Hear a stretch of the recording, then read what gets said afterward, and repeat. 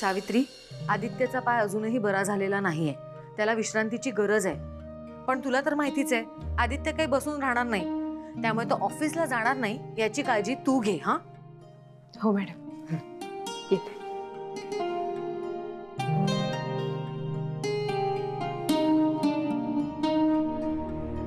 आदित्यच्या आयुष्यातलं संकट दूर होईपर्यंत कुठलाच धोका पत्करता येणार नाही.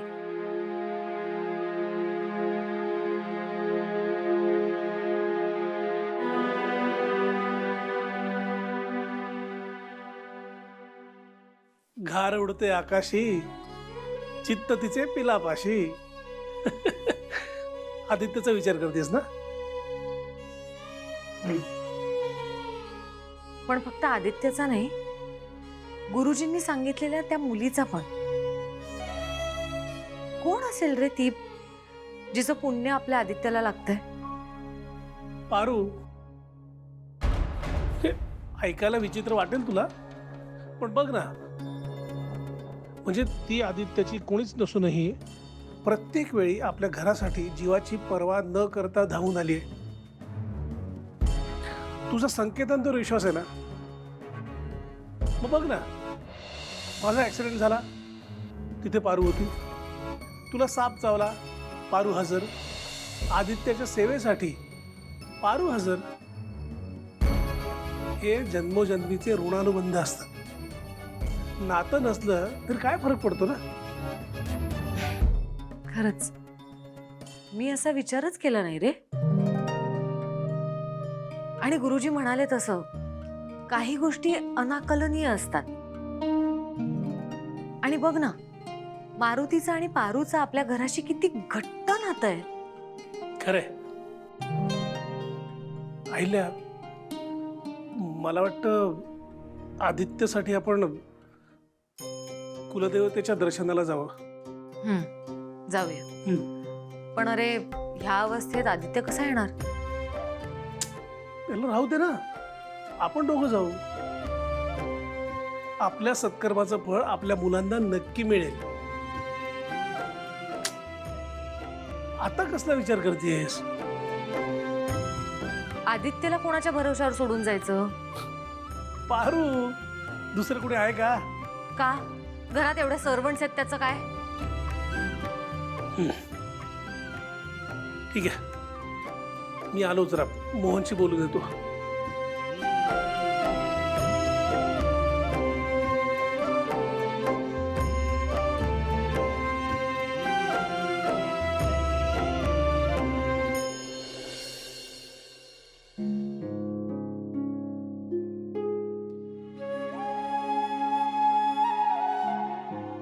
तू काय सतत काम करत असतो रे? हा, म्हणजे तुला असं कधी वाटत नाही यार की आपण ना जरा असं चिल केलं पाहिजे? म्हणजे हँग आउट करणं, एखादं नाईट आउट मारावं. हा बाबा, लाईफ खूप छोटा आहे. असं काम करत बसशील ना, निघून जायला कळणार पण नाही तुला. प्रीतम, माझं आयुष्य आहे ना खूप सुंदर आहे, आणि जे सुरू आहे ना त्यात मी खूप खुश आहे. आणि बाय द वे, तुझ्या आणि माझ्या आयुष्य जगण्याच्या कॉन्सेप्ट खूप वेगळ्या आहेत. ओके, पण मला सांग, तुझ्या लाईफ जगण्याच्या कॉन्सेप्ट काय आहेत? म्हणजे असं काय ज्याने तुला आनंद मिळतो? बरेच आहेत. आई बाबा खुश असले की मला खूप आनंद मिळतो. अरे हा, पण एखादी छान बिझनेस डील क्रॅक केली की मला आनंद मिळतो. आपल्या ऑफिस मधल्या एखाद्या एम्प्लॉईजचा मी प्रॉब्लेम जर सॉल्व्ह केला तर मला खूप आनंद मिळतो. कधीतरी आईने मायेने डोक्यावरून हात फिरवलं की मला आनंद मिळतो. सावित्री आत्याच्या हातचं जेवलो की मला आनंद मिळतो. पारूच्या हातची कॉफी प्यायलो की मला आनंद मिळतो. बरंच आहे ना, अजून काय हवं? ओके ओके, हे सगळं आहेच, पण ना एक्झॅक्टली कळत नाही की मला काय म्हणायचंय. सांग बरं. म्हणजे बघ, आता त्या वेळात त्या गोष्टी केल्या पाहिजेत ना आपण. म्हणजे बघ, आपण जेव्हा शाळेत जात असतो तेव्हा मित्रांसोबत एखाद्या चिखलाने भरलेल्या डबक्यात उडी मारण्यात आपल्याला आनंद मिळतो. हा, मग आपण थोडे मोठे होतो, आपण कॉलेजला जातो. कॉलेजमध्ये बायकिंग, ट्रेकिंग, मूव्हीज यात आनंद मिळतो.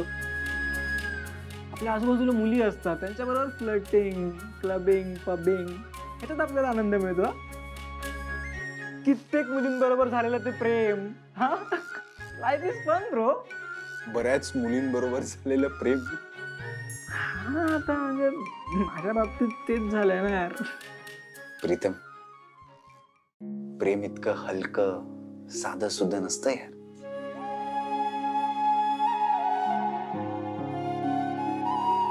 सावकाश, हळू.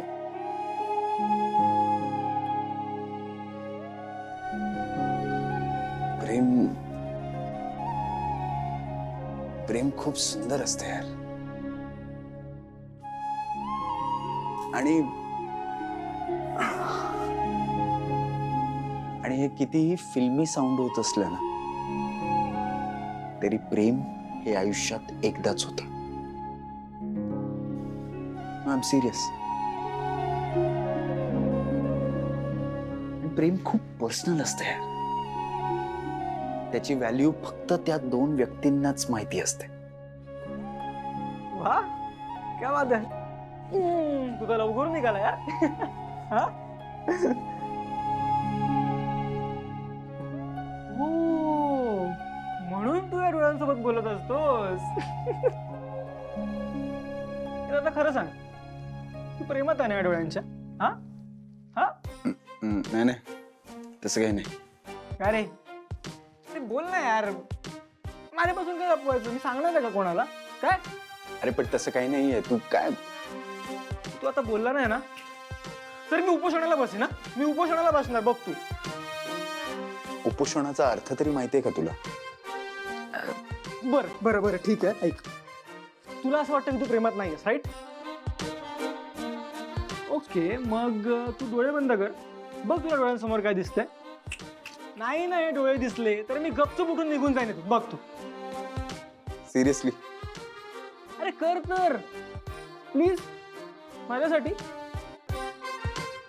अरे राईट. हा ओके.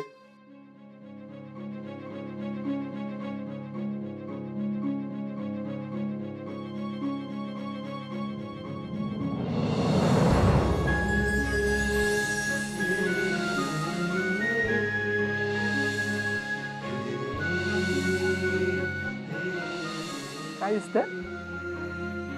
डोळे आले? आले नाही रे. दिसले. C told you. थांब. आई आई आई. काय रे, तुम्हा भावांच्या गप्पा संपत नाहीत वाटतं. नाही, झोपतच होतो आता. हा. आणि हा आदित्य, उद्या मी आणि श्रीकांत कुलदेवतेच्या दर्शनाला चाललोय. तू कुठेही बाहेर जायचं नाहीयेस. हा, घरात बसून आराम कर. पारूला मी तुझ्यावर लक्ष ठेवायला सांगितलंच आहे.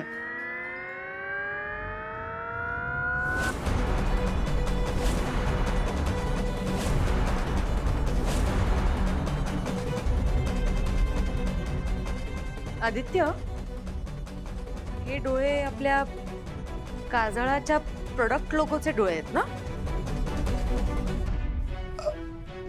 हो हो. आजारपणात सुद्धा कामाचा विचार करतोयस तू. काय रे?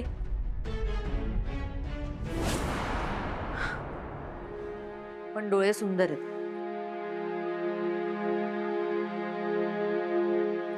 झोपा लवकर.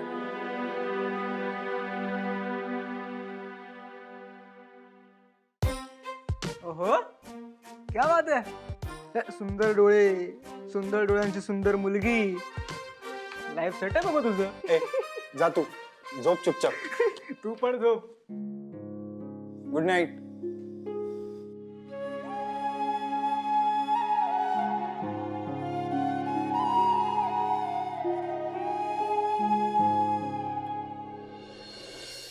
गणनान्त्वा गणपति गंग हवामहे प्रियनात्वा प्रियपति गंग हवामहे निधिनात्वा निधिपति गंग हवामहे वसमम अहम जामि त्वम जामि गणपति.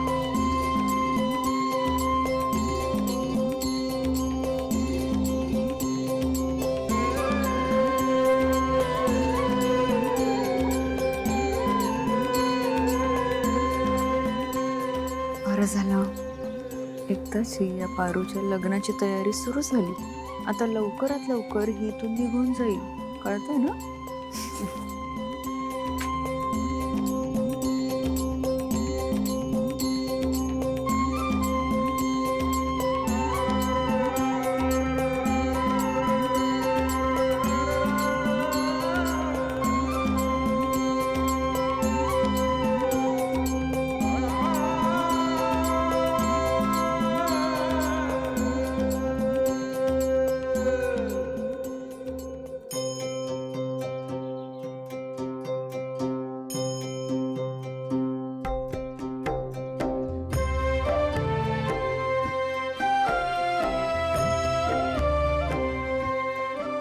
सुखी राहा.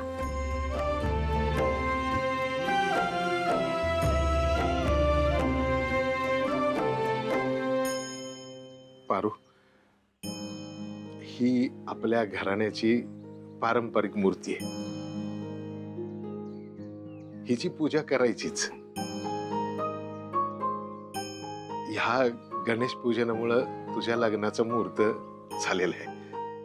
ही मूर्ती आता पेटीत ठेवायची, प्रार्थना करायची की माझं लग्न निर्विघ्नपणे पार पडू दे. अगं, आपल्या घराण्याची जुनी रीत आहे. आणि एकदा का तुझं लग्न पार पडलं ना की त्यानंतरच ही मूर्ती त्याच्यातनं काढली जाणार.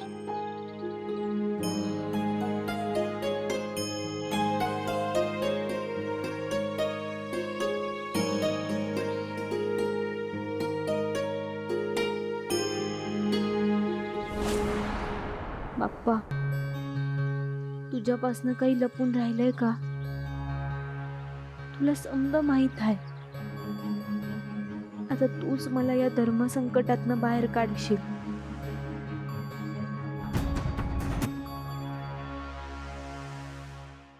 आईला मॅडम, पारूच्या लग्नाचं गणेश पूजन तुमच्या साक्षीनं झालं. लय भारी वाटतंय. मारुती, अरे पारू आम्हाला आमच्या मुलीसारखी आहे. तिच्या लग्नासाठी आज तू तुला हवं ते मागू शकतोस. मारुती, माग, काय हवंय तुला? हे भिकारडे काहीतरी भारी वस्तू मागणार बघ. एखादी वस्तू नाही, मला तर वाटतं हे किर्लोस्करांकडूनच पूर्ण लग्नाचा खर्च करून मिळाला.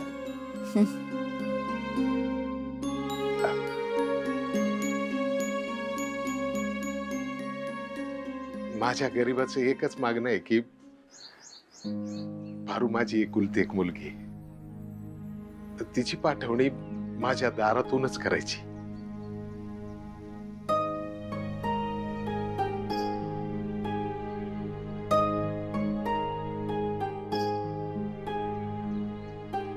माझ्या पारूचं लग्न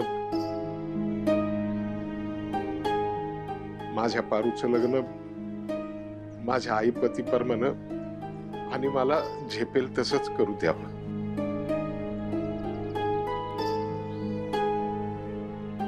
मारुती, काय झालंय? कोणी काही बोललंय का तुला?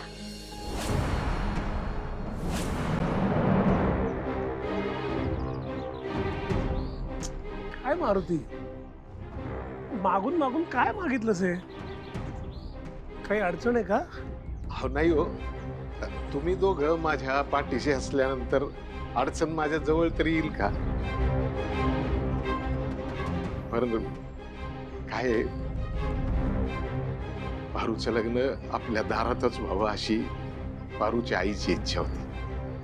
आणि तसंही प्रत्येक बापाचा स्वाभिमान असतो ना पोरगी,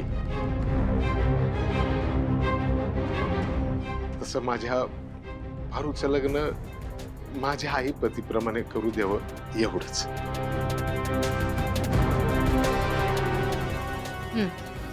मी समजू शकतो.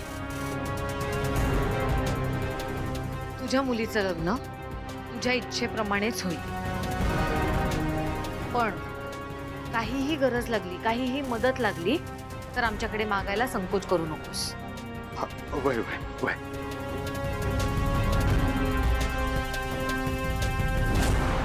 चला आईला, आपल्याला कुलदेवतेच्या दर्शनाला जायचंय, उशीर होईल. हो.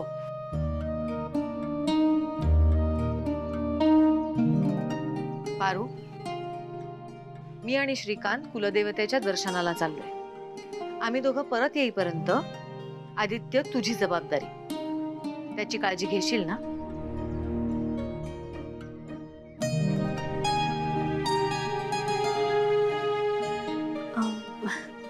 वय घेईन.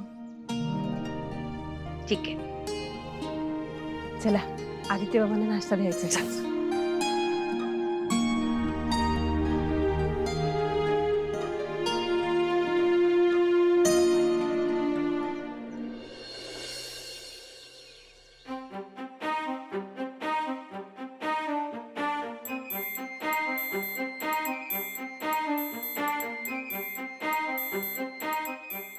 आदित्य बाबा, नकोय मला. आदित्य बाबा थोडासा ब्रेकफास्ट करून घ्या. हा काही नकोय मला, सांगितलं ना. आदित्य बाबा कॉफी किंवा ज्यूस घेता का तुम्ही थोडासा? अरे नकोय मला प्लीज. आधीच इथे जेलमध्ये टाकल्यासारखं वाटतंय मला. तुम्ही तुम्ही प्लीज जा इथून. टिप्स ठीक आहे, ठीक आहे, द्या द्या, खातो मी. पण मग मला बाहेर जाऊ द्यायचा. आदित्य बाबा, अहिल्या मॅडमनी सांगितलं नाही, की बाहेर तुम्हाला- जायला सांगितलंय ना, म्हणूनच नाही खायचं.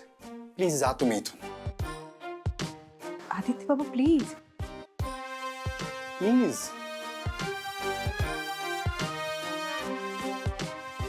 चला.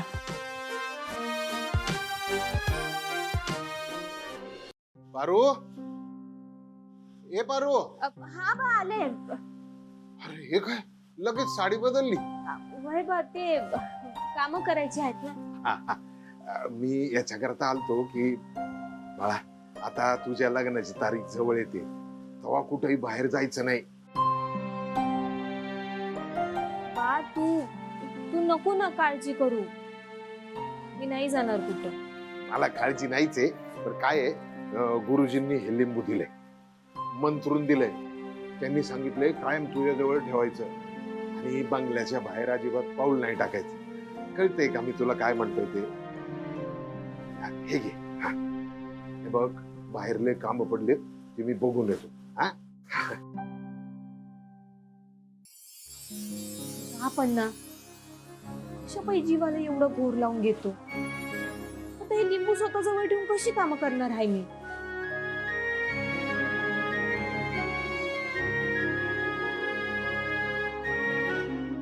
पारू बाळा, सावित्री आत्या, पारू बाळा, तू जरा माझ्यासोबत येशील का? कुठं? अगं आदित्य बाबा कोणाचंच ऐकत नाहीये. सकाळपासून काहीच खाल्लं नाहीये त्यांनी. हा? खूप काळजी वाटायला लागली मला. तू जरा येशील का सोबत आणि समजावशील का त्यांना? तुझं तरी ऐकतील ते. वय मी मी मी येते तुमच्या बरोबर. चला.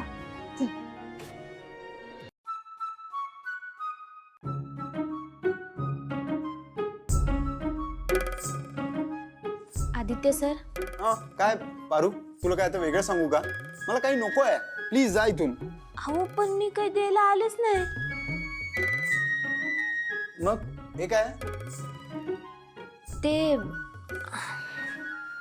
ते मला तुमच्याकडं काहीतरी मागायचं आहे, देणार का? अच्छा, काय हवं? माझी एवढीच इच्छा आहे की हे औषध तुम्ही घ्यावं. अगं तू आत्ताच म्हणालीस ना की काहीतरी मागायला आली आहे, मग हे काय देतेस? हा बरोबर आहे तुमचं. म्हणजे माझं एवढंच मागणं आहे की हे औषध तुम्ही घ्यावं. म्हणजे कसं तुम्हाला बरं वाटेल आणि तुम्ही ऑफिसला जायला लागाल. वा वा वा, छान आहे, हुशार आहेस तू. म्हणजे तुझी इच्छा सांगून मला हे औषध प्यायला लावतेस. मग आहेच मी हुशार. पण मला एक सांगा, तुम्हाला एवढं चिडायला झालं तरी काय? अरे मला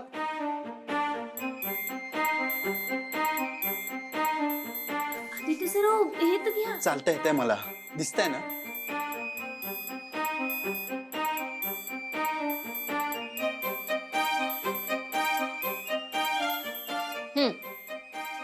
आता प्या. पारू, तुला तुला कधी कोणी एका खोलीत असं बंद करून ठेवलंय का बराच वेळ? माझं ना अगदी तसंच झालंय. असं गुदमरल्यासारखं वाटतंय, असं कोणीतरी कोंडून ठेवल्यासारखं वाटतंय. आदित्य सर, लवकर बरं व्हायचं असेल तर आराम करणं गरजेचं आहे. अरे हो, पण किती वेळ? हा, मला नाही सवय असं कोंडून राहायची. पारू, मी काहीतरी मागू का ग तुझ्याकडे? माझ्याकडं